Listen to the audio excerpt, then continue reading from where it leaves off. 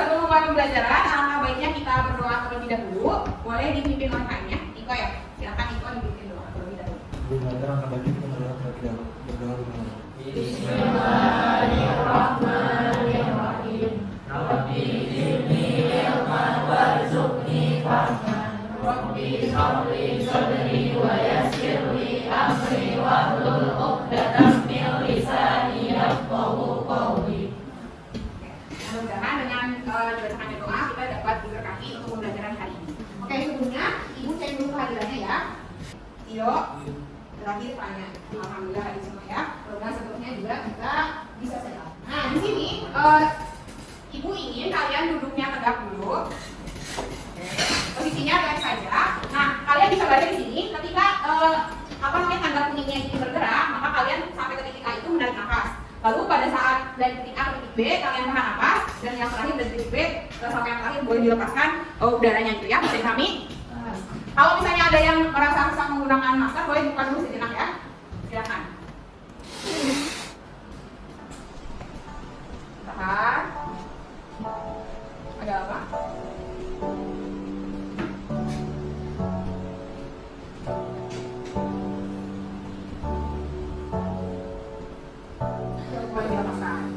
Gimana rasanya? Sesak nggak?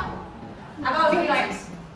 Jadi ini adalah salah satu cara waktu kalian 2 tahun sebelumnya kan kita pernah ada misalnya apa? Pandemi COVID ya. Nah ini dipakai untuk alat ukur apakah seseorang itu masih baik kondisi paru-parunya atau tidak. Jadi ini kalau kalian bisa tahan dari mulai titik sini sampai titik akhir, nanti kalian memiliki paru-paru yang sehat. Ada yang tadi nggak nyampe?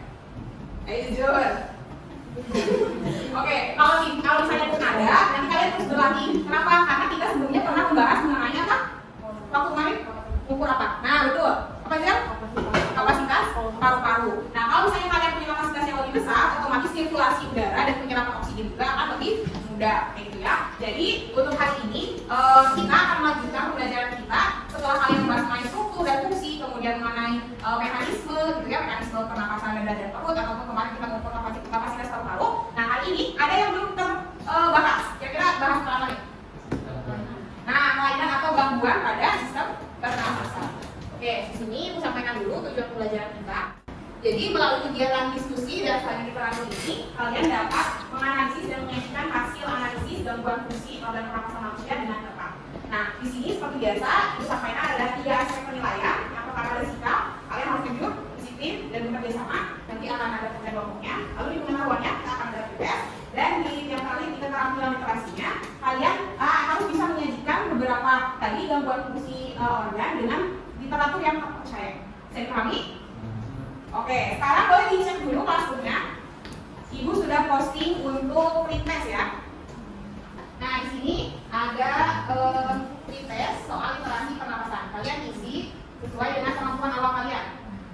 Kodenya pretest yuk. Jawabnya sebisanya dulu saja. Coba kalian perhatikan di sini. Oke, dari tayangan yang barusan dulu ya, kalian bisa identifikasi ada beberapa gangguan mungkin ya. Kira-kira tadi yang menyebabkan gangguan itu apa? Polusi udara. Kemudian disampaikan di berita ini, polusi udara itu menyebabkan apa saja? Asma. Terus infeksi mukosa. Dan yang lain? Itu ada kanker ya, yang sampai kronis ya. Kalau kalian identifikasi di kota Karawang nih, yang kalian udah tahu daerahnya seperti apa, kira-kira memungkinkan nggak sih adanya gangguan pernapasan seperti yang disampaikan di video tadi? Mungkin. Kenapa penyebabnya? Dari mana nih polusinya? Darah. Terus? Pabrik, betul. Nah, oke, untuk yang kedua videonya sekarang kalian ini akan menjadi bahasan per kelompoknya. Jadi kalian identifikasi dulu orientasi masalah daripada video yang akan ditayangkan.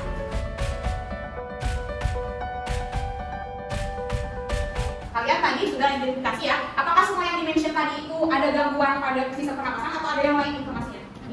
Apa?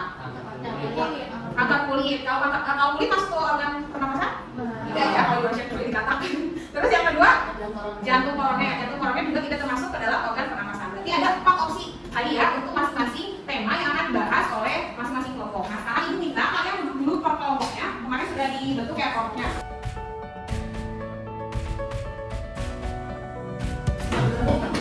Kita ibu share LKPD.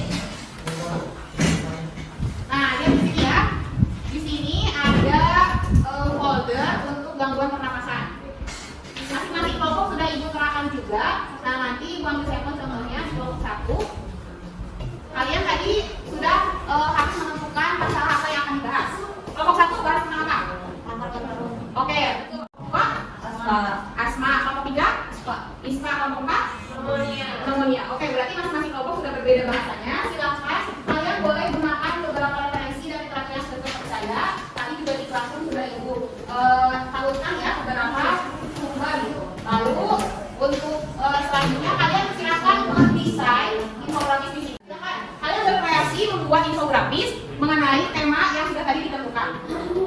Selain itu nanti di lembar hasil KPD juga ada beberapa pertanyaan yang perlu dijawab. Bisa dipahami?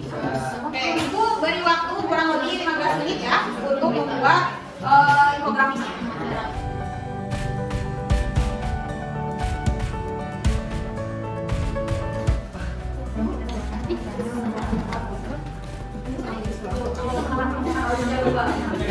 Menurut kamu, kalau misalnya si kalau misalnya orang itu jadi proaktif, berarti menurut kami gangguan seseorang gangguan pada seseorang yang jadi proaktif itu belum jadi kronis enggak, kalau ini mah bahasanya beda. Berarti dari saja belum yang kira-kira berhubungan langsung dengan kan paru-paru tuh kemarin kita belajar udah ada hubungannya sama sistem peredaran darah kan. Nah, berarti aliran darah itu akan kemana pindahnya? Berarti bisa yang sesak napas. Nah, pokoknya yang lebih relate ke sesak napas.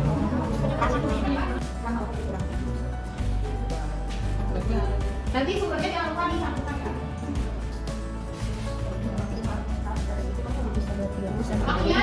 Maksudnya tiga bakteri, tiga tipe. 5 menit lagi. Tolong perhatikan dulu. Nanti di sini kan ada bagian kolom komen. Nah, kelompok yang lain boleh komen dulu. Ini benar-benar real sesuai yang kalian kerjakan.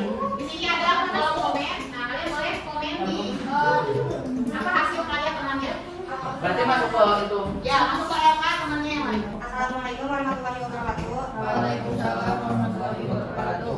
Kami dari kelompok 1 bakal membahas tentang kanker paru-paru. Gangguan kanker paru-paru itu bermulai dari pertumbuhan sel kanker yang tidak terkendali dalam jaringan paru-paru dan seringkali menyebar melalui proses metastasis ke jaringan sekitarnya. Yang kedua adalah penyebab dari kanker paru-paru itu ada dari merokok. Nah, merokok itu adalah menyebabkan kanker paru yang paling utama karena asap rokok itu mengandung beragam bahan kimia yang bisa memicu kanker paru-paru. Terdapat beberapa gejala kanker paru-paru seperti mengalami sesak nafas, mengalami kelelahan nafas, berat tubuh menurun, kesulitan menelan atau tulangnya terasa sakit. Oke, berikan applause dulu untuk kelompok. Nah, di sana sudah tersedia kolom komentar. Silakan di komentari sambil kita berdiskusi ya. Ada yang bertanya ke kelompok 1? Ada? Oke, ada, silakan. Rokok itu merupakan salah satu penyebab kanker paru-paru. Nah, asap rokok yang seperti apa yang dapat menyebabkan kanker paru-paru? Ya. Kan itu kanker paru-paru kan bukannya kan gara rokok. Itu kan maksudnya dari rokok pasif juga bisa kena, rokok aktif aja yang bisa. Nah, oke, bisa dicatat dulu ya. Kelompok 4 mau bertanya? Tidak. Oke, boleh di komen aja berarti ya. Ibu sambil lihat juga nih komen. Ya, sambil isi dulu boleh. Oke, kita lihat dulu sambil lihat komentarnya. Bikin keren. Ini bagus. Oke, boleh dijawab dulu aja sesuai yang bisa jawab. Sambil yang lain boleh cari referensi. Oke, silakan untuk pertanyaan pertama dari Adelia akan dijawab oleh siapa? Oh, lebih dulu boleh. Kalau buat yang merokok pasif itu mungkin lebih terkena penyakit kanker karena dia itu lebih menghirup asap rokoknya. Karena kan yang bahaya itu di asap rokoknya. Kalau yang aktif dia kan merokok tapi dia jarang gitu menghirup asap yang berbahayanya itu. Yang aktif tadi yang merokok atau bukan?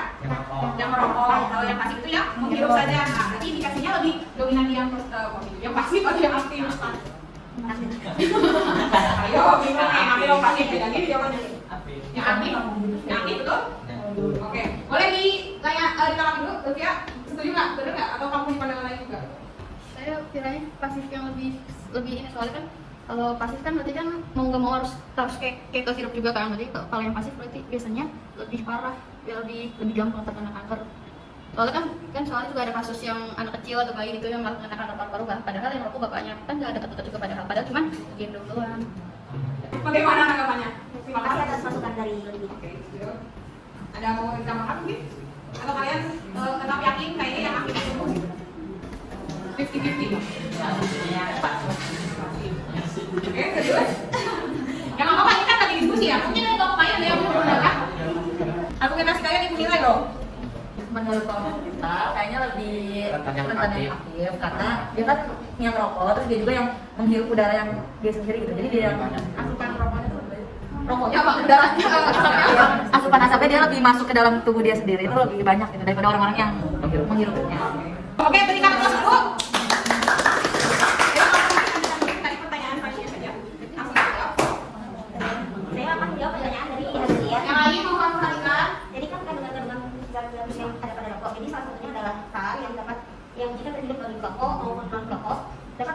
paru-paru dan dapat membuat resiko terkena kanker paru-paru lebih tinggi. Bisa dipahami berarti ada beberapa kandungan yang karsinogenik di sini tadi istilahnya, yaitu yang bisa menjadi toksin sehingga si sel-sel itu tumbuh abnormal atau tidak biasa, makanya disebut sebagai kanker tadi. Oke, berikan aplaus dulu untuk kelompok 1. Ya, karena waktunya singkat mungkin ya. Dari kelompok 1 ada yang mau disampaikan terlebih dahulu? Mau ngelurusnya. Oh, mau meluruskan silakan. Jadi kayak kita juga sepakat buat yang pasif itu lebih rentan terkenanya lebih tinggi, karena kalau yang aktif itu kan kayak ngeluarin kan, sedangkan kalau yang pasif itu emang benar-benar hidup tanpa dikeluarin gitu, jadi kayak lebih tinggi yang pasif. Ya, siap. Baik, silakan boleh duduk kembali. Sekian dari kami, kurang lebih mohon maaf. Wassalamualaikum warahmatullahi wabarakatuh.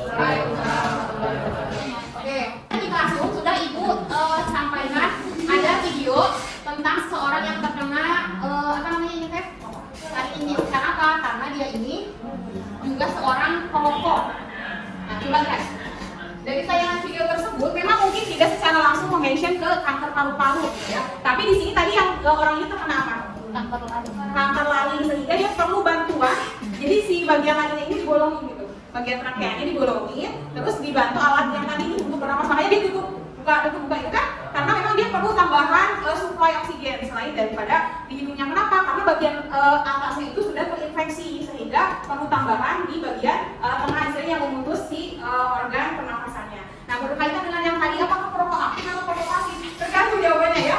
Gimana seringnya yang perokok aktif itu menghirup dan seberapa sering juga perokok pasif itu menghirup. Jadi intensitas merokoknya yang nanti perlu diperhatikan. Gitu. Kalau tadi mungkin dia menyampaikan ada anak yang orang tuanya itu sangat perokok aktif gitu, kemudian terpapar terus kan berarti si anaknya nakal itu mungkin karena memang sering intensitasnya terlalu banyak untuk menghirup rokok. Jadi salah satu cara hidup sehat yaitu adalah dengan tidak merokok. Nah, siapa yang merokok? Ada yang merokok? Ada yang coba-coba? Jangan sampai ya. Mudah-mudahan di sini semua anak ibu baik. Siapa yang bisa menyimpulkan kita sudah belajar apa saja hari ini? Boleh. Kesimpulan dari pembelajaran hari ini, kita menjadi tahu berbagai macam penyakit yang mengganggu sistem pernafasan manusia, di antaranya berbagai penyakit seperti ispa, TBC, COVID-19, pneumonia, dan juga gejala serta cara pencegahannya. Terima kasih, Hilma. Gimana kalian belajar ini? Sudah lebih tercerahkan atau seperti apa? Boleh pilih nih, responnya dari yang paling kanan ini 1, 2, 3, 4. Kalau apakah dengan proyek dengan kegiatan ini kalian dapat menunjukkan interaksi? Oh iya. Ya, karena harus banyak sumber ya. Paling kali ini komen ibu untuk kelompok 1 tinggal menambahkan referensinya ya. Terima kasih, mungkin itu yang bisa disampaikan. Terakhir, boleh dicek kembali kelasnya. Pokoknya disamping dulu saja. Oke, mungkin untuk hari ini Ibu cukupkan sekian. Kita boleh semuanya kembali ke menghadap ke ibu semuanya dulu.